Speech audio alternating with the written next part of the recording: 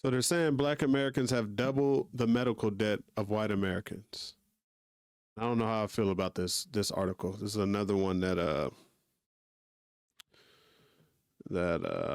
don't know. I don't know. Let's get into it. It's Ricky Rich with Black Primacy. Please like, comment, subscribe, turn on your notifications.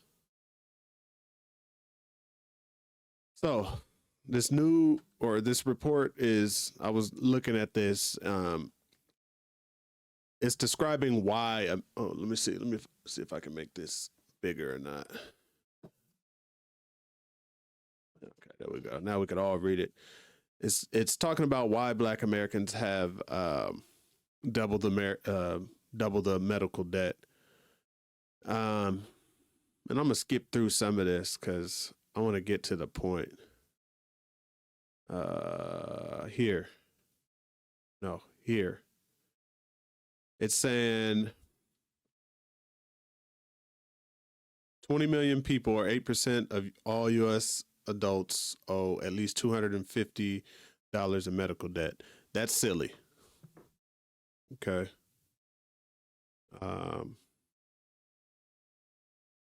That's silly. At first, 250 may not sound like much money, but most unpaid medical bills are significantly higher than that. Of the 20 million people that KFF identified, 70% of them owe $1,000 or more. And this is of everybody. But whether it's $250 or $1,000, we gotta pay that off. Okay, we gotta get that. I mean, I understand that there are different people have different economic situations, but if your medical debt is under $1,000, you got to pay that off. And I'm not saying go drop $1,000 check, but $50 a month, $100 a month. I'm sure most people are paying that in DoorDash fees, eating out, Netflix, Hulu, Disney Plus, Amazon Prime, all of these things that are being paid on a monthly basis. And if you just cut out DoorDash and I won't even say Netflix because that's the most popular one. Let's say DoorDash and Amazon Prime, unless you have Amazon, unless Amazon is a part of your income, like you buy things on Amazon to sell or something like that. But if you just paying for Amazon Prime and Hulu and all these other things just for the sake of it, like, cut it out. If you cut that out and DoorDash out, you can find yourself $50 to $100 a month. You can have this paid off in a year. And I'm specifically talking to the people in between these ranges that's on this article.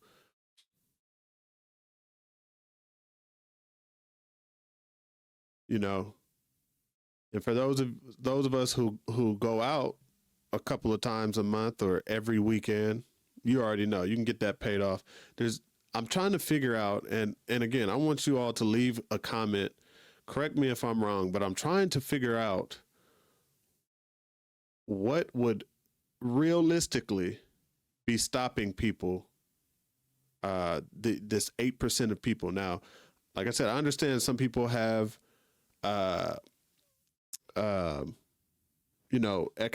certain economic situations, but I would argue that the vast majority of the people in this study are not spending their money wisely in other areas and are putting off paying something like medical debt, or most debt, but specifically medical debt.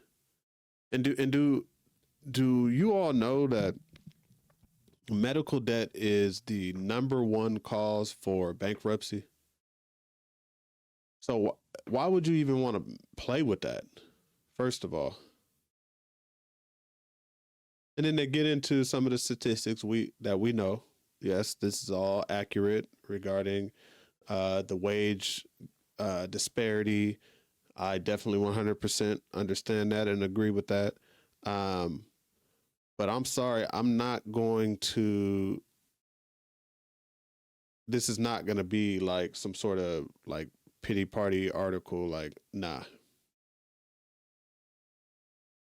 If you got less than $1,000 worth of medical debt, you need to go on ahead and like take some of this advice that I gave, turn off some of the streaming service you have, cut off the DoorDash, stop going out for 6 months, and get this medical debt paid off.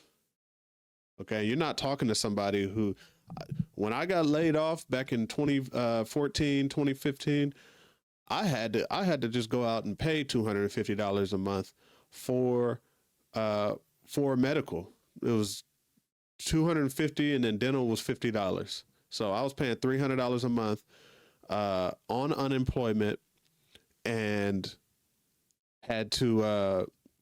I had to for two reasons. One, because I didn't want to something to happen to me end up in the hospital, and then me have a huge bill.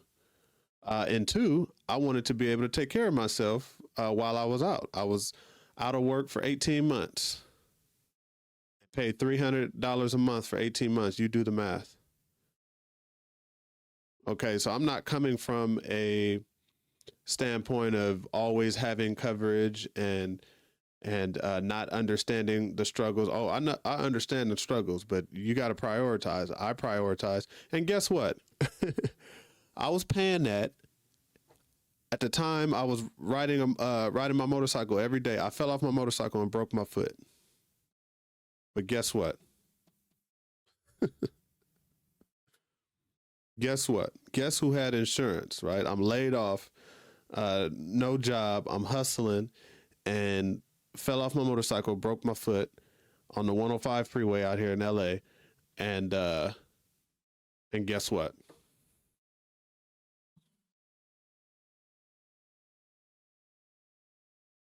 No excuses, y'all.